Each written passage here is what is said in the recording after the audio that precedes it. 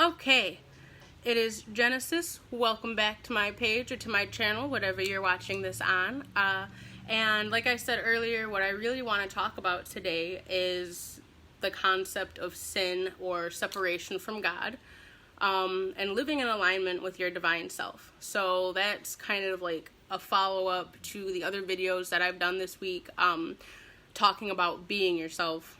So yeah, let's just get into it, because instead of my last lives where I do a lot of kind of conversational stuff, I just want to share what was on my mind and then pull cards at the end for any of you who are still watching, for you to get a little guidance on the topic. So, sin as we understand it, or as it's often presented to us, especially in religious context in Western society, is that it is something that is basically going to piss God off. Like, you're doing this, it's bad. And especially a lot of us who come from, and can't help but to come from, a Christian background or a heavily Christian influenced background, the idea of sin is something that makes you bad, that's wrong, that is something dirty, that's something deviant, and that's simply not true. That's a really fucked up oversimplification of it. Sin as the separation from God is something that literally separates us from the divine. And the divine is within, not just external. So it's not like Zeus or Jehovah or somebody is up there ready to go, oh shit, you ate shrimp. That was a sin. You're going to hell if you don't atone. You've lost worth. That's simply not true. However, the concept of acting out of hatred or acting out of anger with, malicious intent, those things could be considered sin because they pull your being, your mind, away from the essence, and the essence is love. So if you were, with me back in the day when this was called Aaron's Golden Oracle, or ego for short, I often had a hashtag that said ego to essence, right? We are helping refine our ego mind to be working in alignment with our divine essence. So things that separate us, or things that elevate our ego in an unhealthy way, are also separations from our divine. So mixing fabrics or eating shrimp or something like that is not really a sin. It's a control method. War for the sake of greed, for oil, for profit, those are sins. Those are things that separate the individual and, in effect, society from divine love. It's a weird, I feel like it's kind of a weird topic, but I wanted to talk about it because I had been talking about being in alignment with yourself, right? So when you aren't in alignment with yourself, when you hurt yourself, when you, act out of shame or anger towards yourself, those are things that separate you from the divine, or from the divine within. And it's not something that makes you less worthy, and it's not something that is ever a justification for you being, abused or yelled at, or someone telling you that your soul is in mortal danger. That's not God. That's fear. That's fear. And a lot of how we in this society use sin as a term is really about control and fear. So when someone says, like, being gay is a sin, which is such an overused, but it's something that comes up. The sin is not, like, if you're gay, but the sin would be to kick your child out for being gay. Because, their orientation is natural and valid. What you've done is create a separation. And the removal from God, the removal from divinity, was in your action and not the child's. And the seed that plants is one of them being turned away, of being told they are not correct. At a fundamental, spiritual, emotional, intellectual level, they're being told they're not correct. And also that the punishment is being discarded. The punishment is abandonment, right?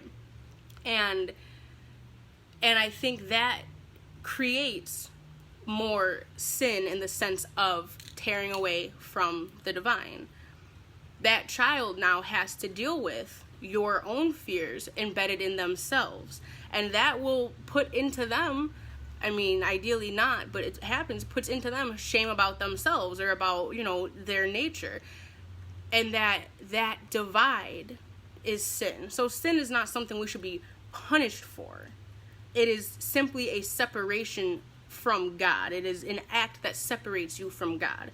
Murder with malicious intent is sin. Murder in self-defense, in my book, people could argue about it, but murder in self-defense, in my book, is a lesser thing because you were defending your own life. However, you have taken another's life, and so you'll have to work that out with yourself, but that's your karma, to work it out with yourself and to remember that you did something that you needed to do.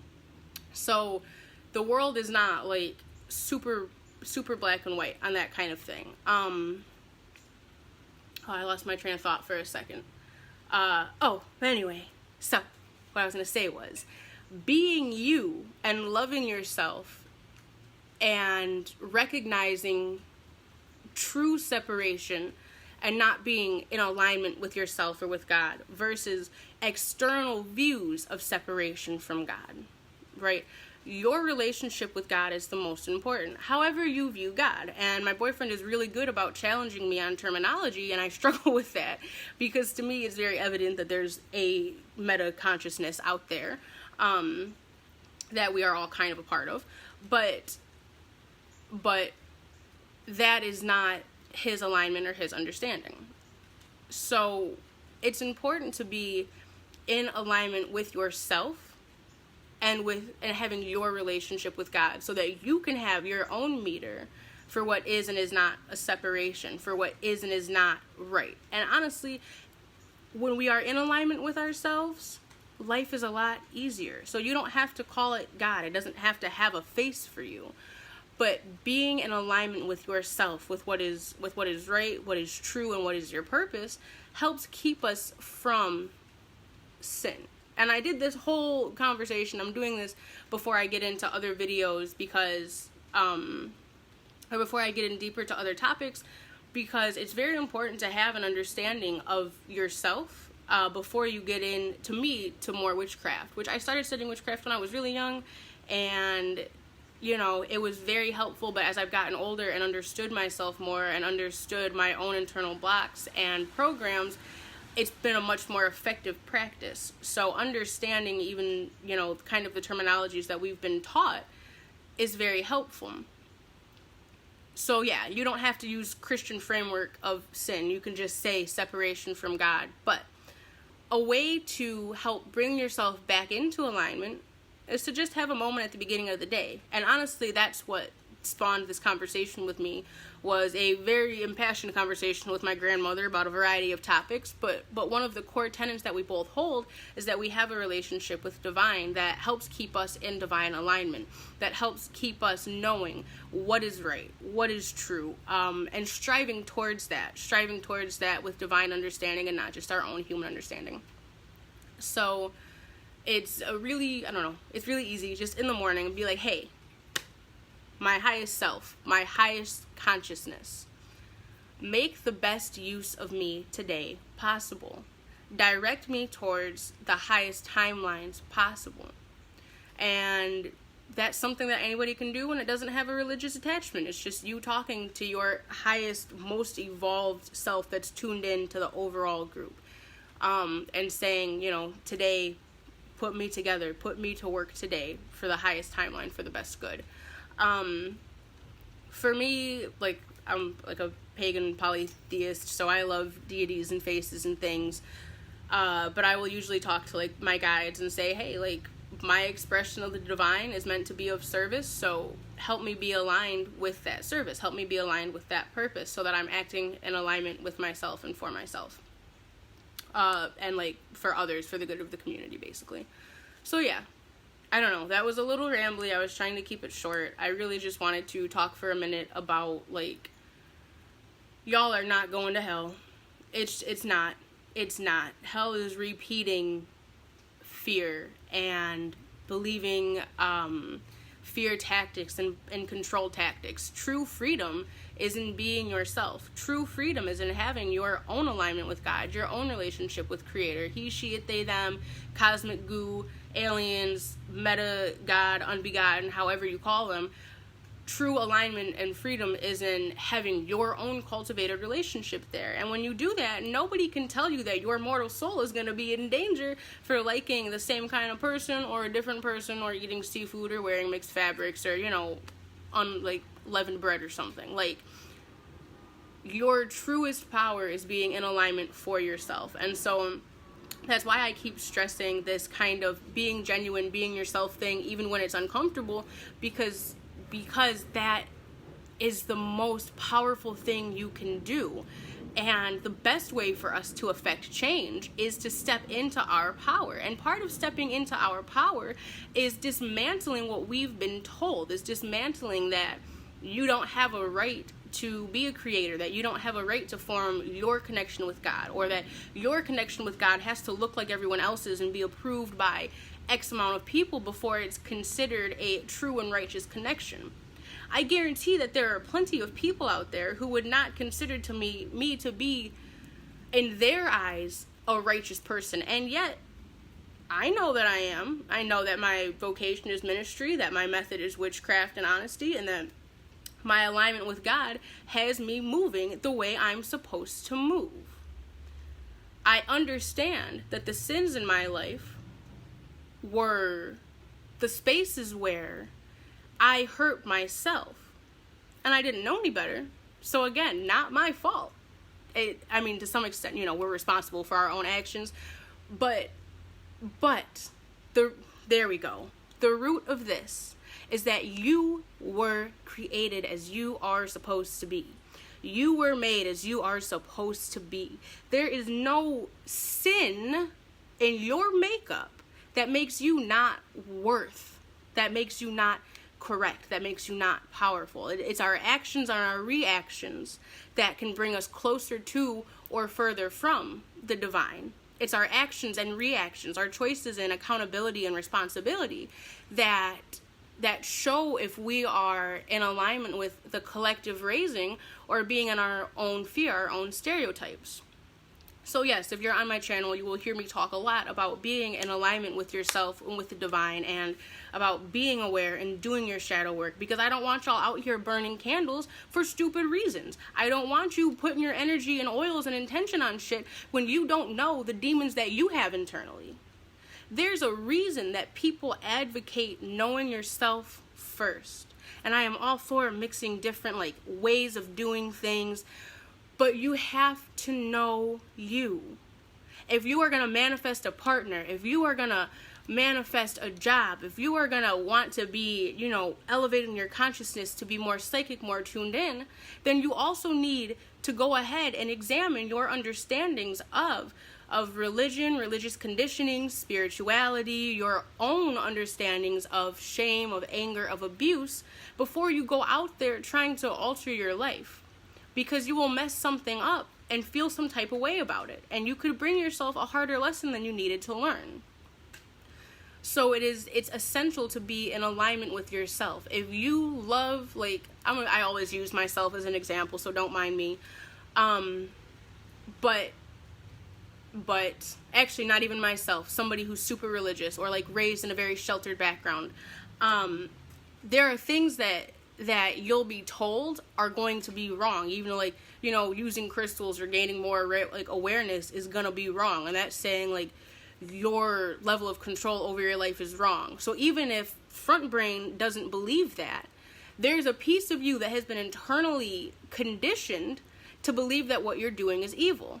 Okay, so you could be super easy breezy baby witch learning and just burning a white candle and some sage, but if your internal background loops are saying that what you're doing is a sin, and that sin equals pissing off God and going to hell, then you are going to bring yourself negativity. You are going to manifest from within yourself those results, as opposed to having a better understanding of what these words mean and a better understanding of how these control factors have been brought up. And so, you could dismantle it in yourself and safely, openly create what you're creating. So yeah, that was all. I will, of course, save this on YouTube. I'll pull some cards in a moment, for getting back in divine alignment with self. Because remember, y'all, Spirit is in you. God is in you. You are that divine expression. You yourself are powerful. You yourself are a creator. You yourself have both the power, right, and responsibility to wisely utilize these energies and information. So, all that said, let's get into just a couple cards really quick. And then we'll do our little prayer at the end. And then that'll be it, probably, for today. No promises, because yesterday I had so much stuff floating around. But I'm going to use two of my favorite decks, the one that you guys always see and one that I frequently use. The Work Your Light Soul Oracle is just a beautiful, beautiful deck, and I love it. There's like one or two of you guys watching, so let me know if you want a card, but if not, I'm just going to do a couple.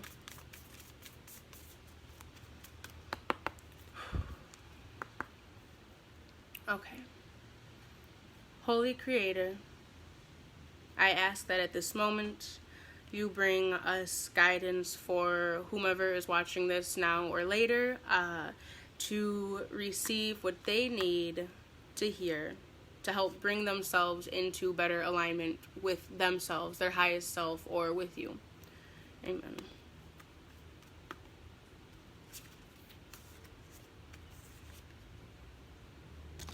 I love it.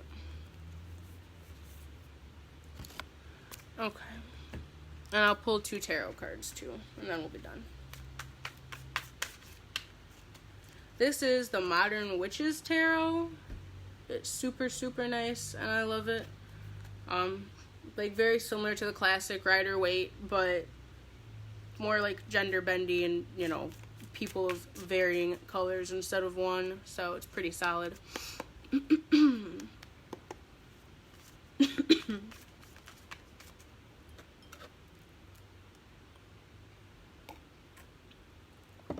Okay, so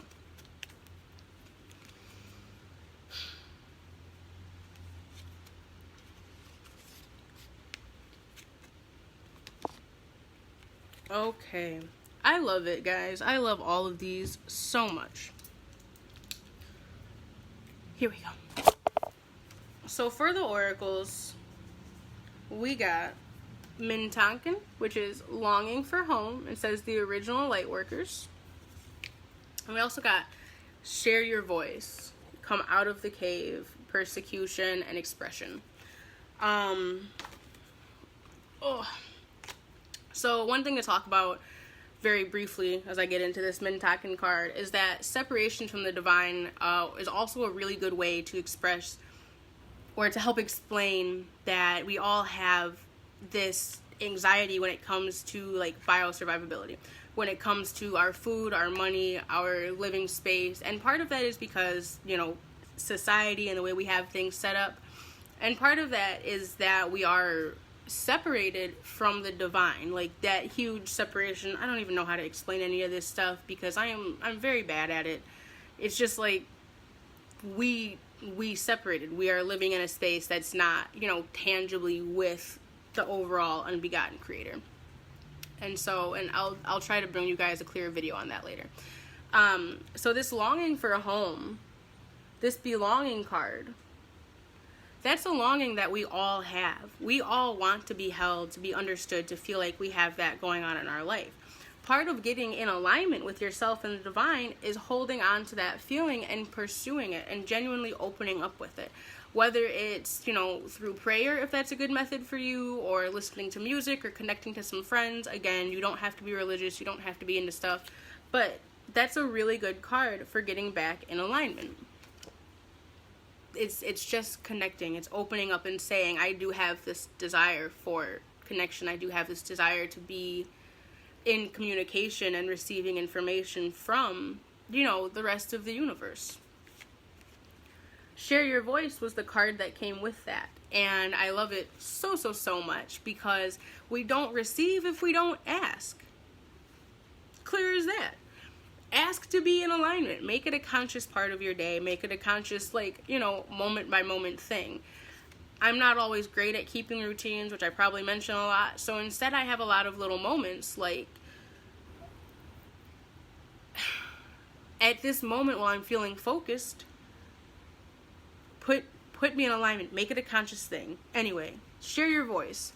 If you don't ask, you don't receive. I just repeated myself. I just had a whole brain loop. Oh my God.